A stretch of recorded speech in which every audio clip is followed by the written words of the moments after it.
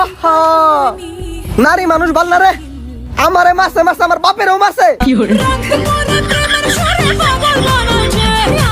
আমার সারাদিন ভালো থাকার দুইটি কারণ, এক তুমি, দুই তোমার মেসেজ বা কল।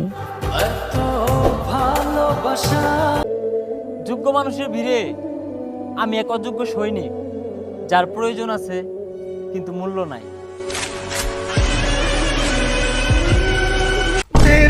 আরে কি কমু বেটা, কই তোরা?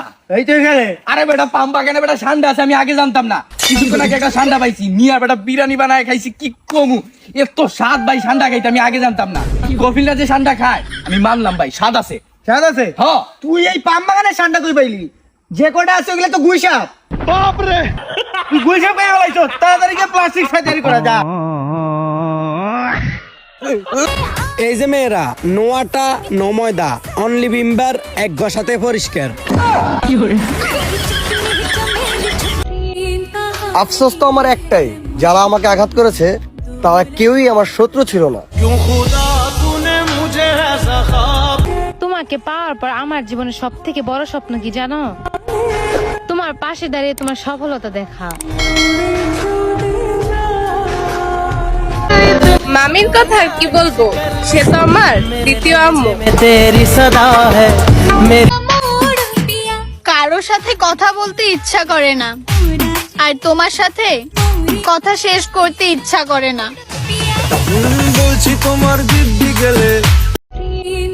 এই শহরে 200 টাকা দিলেও দেহ পাওয়া যায়, কিন্তু জীবন দিয়ে দিলেও নারীদের মন পাওয়া যায় না।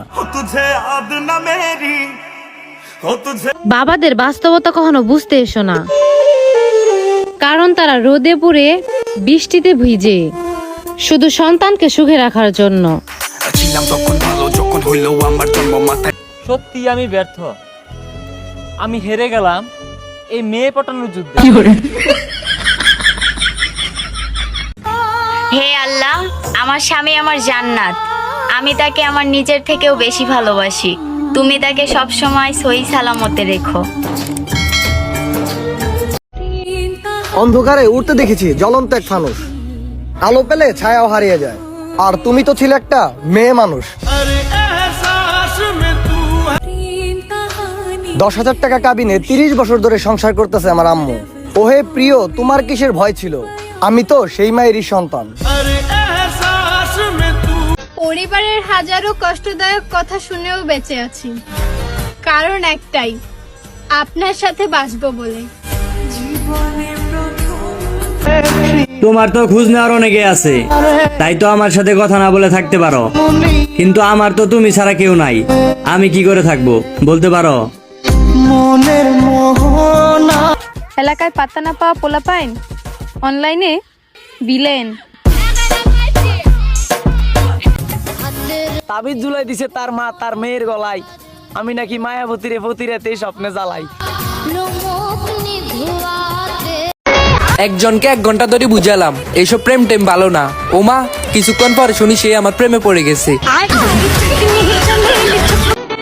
আমার কেউ না থাকলেও উপরওয়ালা আছেন, আর মেয়েদের 5-7টা লাং আছে।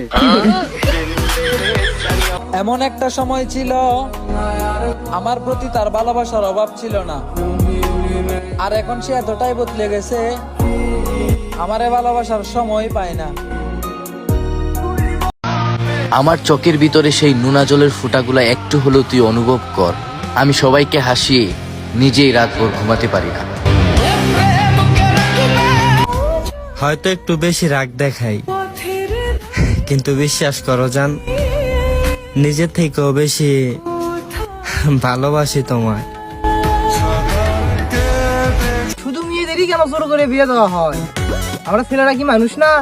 না, তোমরা তো পশু। জান, বাহিরে কি বেশি গরম লাগতেছে? তাহলে আমার মনের ভেতরে চলে আসে, কারণ তোমার জন্য হিটার ভেতরে এসি লাগাইছি। জামা কাপড় ধুলেই শুকিয়ে যাচ্ছে, আর পরলেই ভিজে যাচ্ছে। এ কেমন অবিচার? ওই পাগলি, তোমার ফেসবুক আইডি লগে আমার ফেসবুক আইডির বিয়া দিবা? আমার কোনো শখের মানুষ নাই। একজন ছিল, সেও হঠাৎ হারিয়ে গেল, আর আমিও একা হয়ে গেলাম।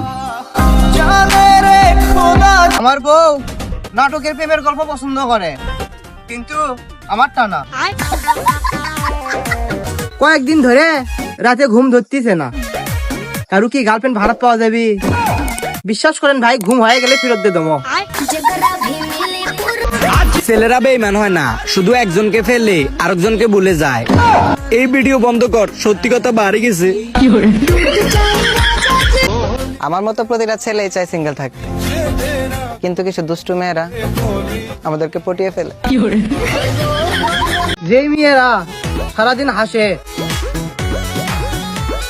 তাদের জামাই হাফ লেডিস হয়।